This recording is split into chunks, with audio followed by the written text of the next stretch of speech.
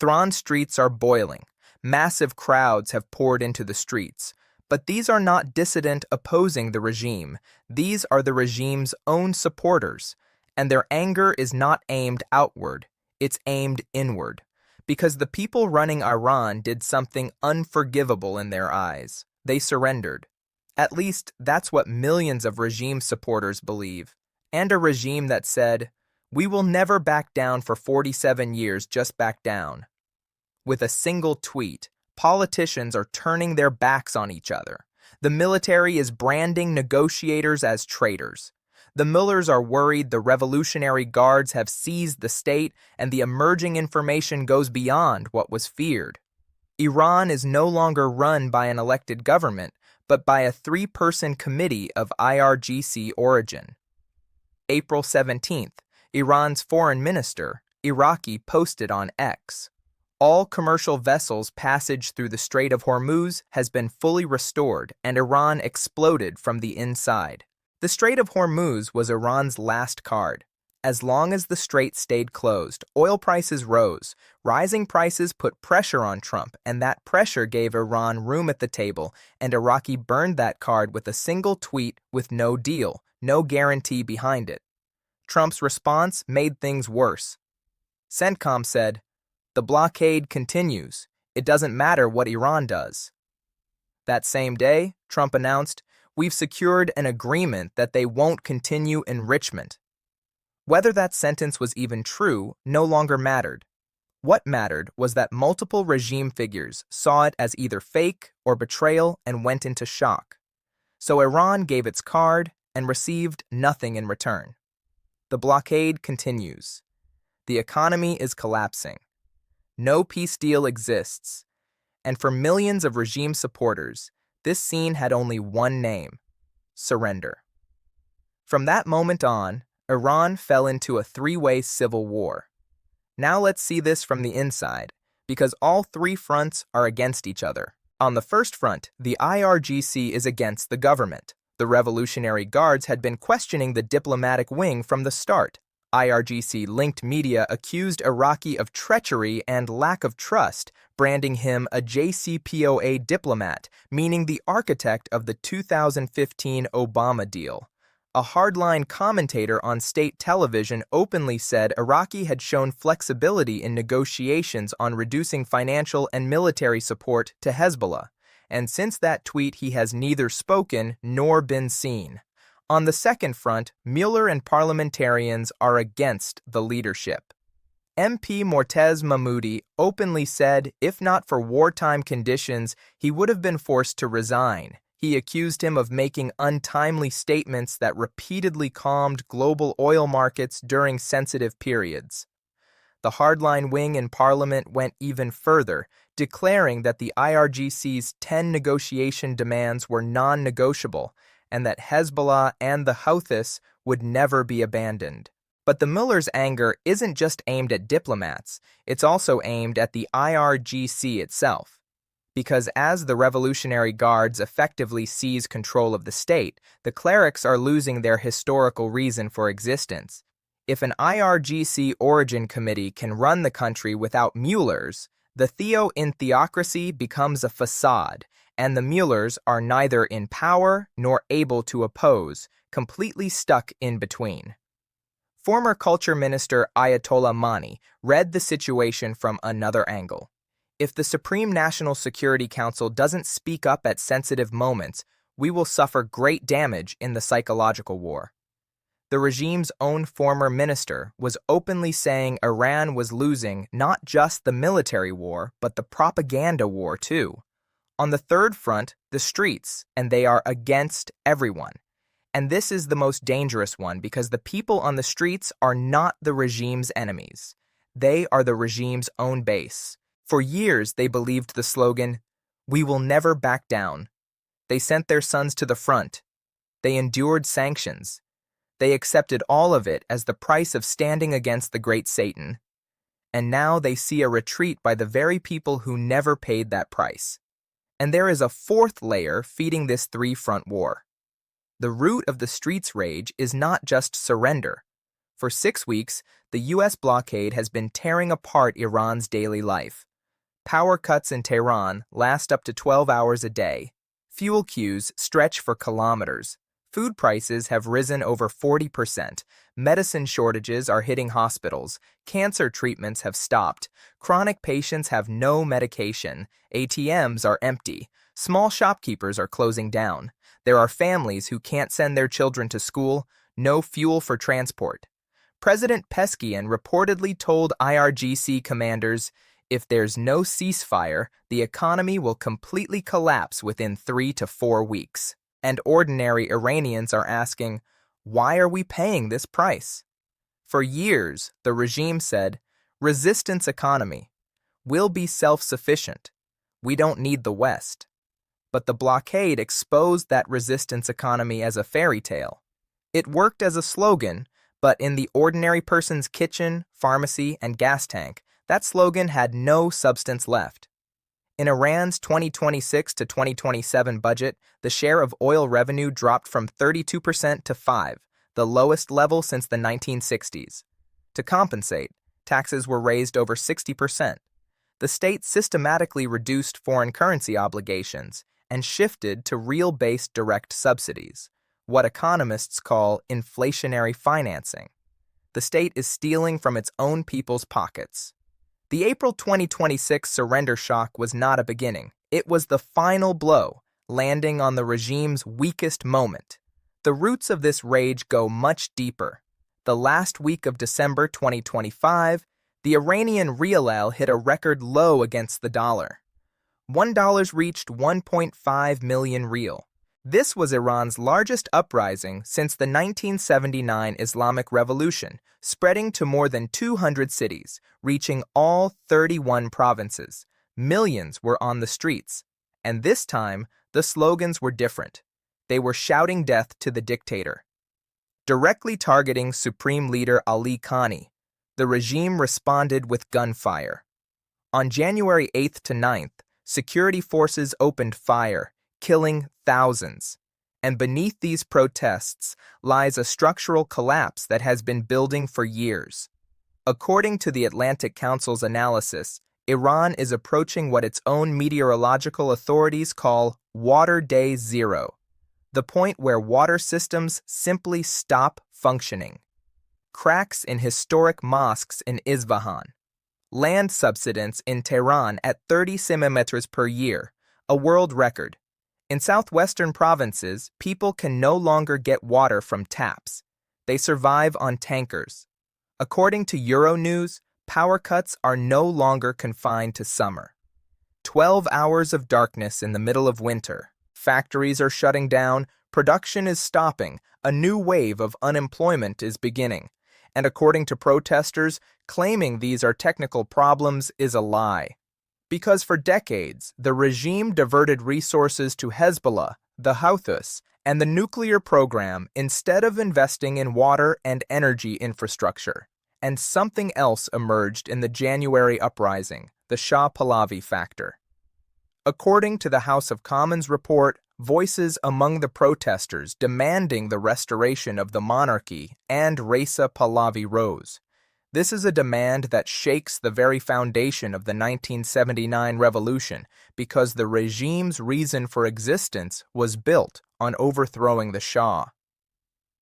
47 years later, if people are saying, we want back what was overthrown, the regime's legitimacy foundation has collapsed.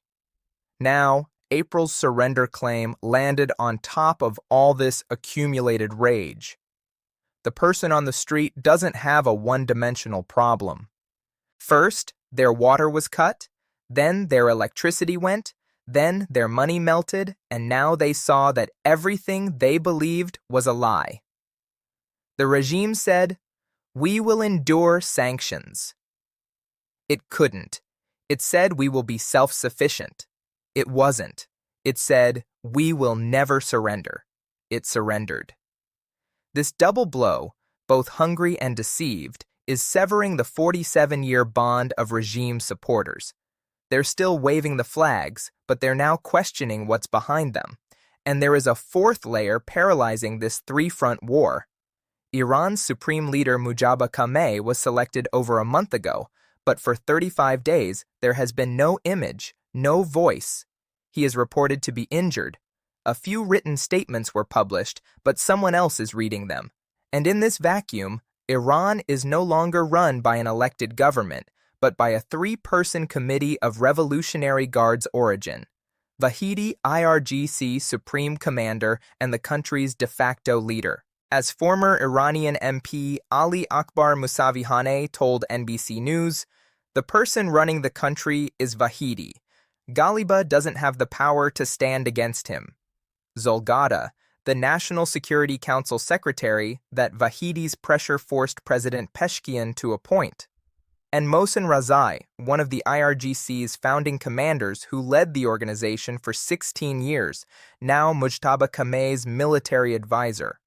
All three are IRGC origin. None was elected, none is a cleric. All three were raised in an era where not negotiating was natural. The 1980s Iran-Iraq War, the 1990s Hezbollah construction, the 2000s nuclear crisis. Razai had written to Khamenei in 1988 that the UN resolution should not be accepted. Khamenei overruled him and accepted it, describing it as drinking the poison chalice. But in 2026, there is no supreme leader to make Vahidi drink the poison chalice. President Pezeshkian has been neutralized. He can't even choose his own cabinet. Vahidi is blocking minister appointments. In March, Pezeshkian apologized to Gulf states and the IRGC contradicted him within hours, the clearest evidence of the civilian-military power imbalance. According to Foreign Policy's analysis, this indicates Iran has entered a post-clerical era. The security establishment is no longer mediating politics. It's governing directly. The Islam part of the Islamic Republic has become a facade. And when you remove religion from a theocracy, what remains is a military dictatorship. This was the Mueller's most feared scenario, because if an IRGC origin committee can govern the country without clerics, the Muellers are neither in power nor able to oppose, completely stuck in between. In 1989, when Khamenei died, a functioning civilian religious command structure was established within hours. Rafsanjani and new Supreme Leader Khamenei managed the transition. But in 2026, that structure does not exist. In its place sit three people nobody elected, whose legitimacy comes solely from the barrel of a gun. And this tableau is unsettling not just Iran's enemies, but its allies too. China buys oil from Iran, but how do you negotiate with a regime when you don't know who's making the decisions? Russia sold Shahd drones but can no longer predict who will make the payment, and when the US sits at the table, it's not even sure who's sitting across from it. And the darkest face of the coin. The regime keeps saying, the people support us. 22nd Bahman, February 11th. Revolution anniversary rallies were organized, but according to Wikipedia's documentation, the regime delivered an open threat to the families of protesters detained during the January uprising. Attend the rally, or your relative sentences will be increased. This is the clearest evidence of how the regime fills its support rallies. Some of those waving flags are there not because they believe, but to save their loved ones. And the regime used another weapon to hide the massacre's reality. According to the same sources, it distributed AI-generated fake images, claiming that videos from protesters were fake and AI-produced. Ham's close ally Mashhad Friday prayer leader Alam Mulhuda said all the footage from the streets was AI-generated. When the regime couldn't hide the truth, it declared the truth itself to be fake. A year and a half ago, we saw the same thing in Damascus. Tens of thousands of pro-Assad supporters on the streets, flags, slogans, shows of force. And when Assad fled, everything evaporated overnight. In the Soviet Union, party congresses were full of applause, but most of those applauding no longer believed in the system. And in the Shah's final years, the army looked perfect at military parades until the day it refused to fire.